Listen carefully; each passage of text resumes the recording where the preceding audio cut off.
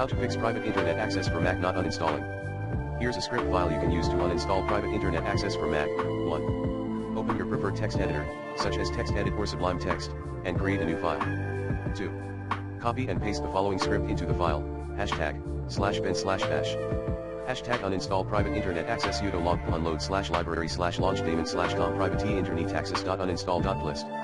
sudo /library /application /support /private /internet /access /via_uninstall.sh echo private internet access has been uninstalled successfully. 3. Save the file with a .sh extension, e.g. uninstall_pia.sh. 4. Open terminal and navigate to the directory where the script file is saved. 5.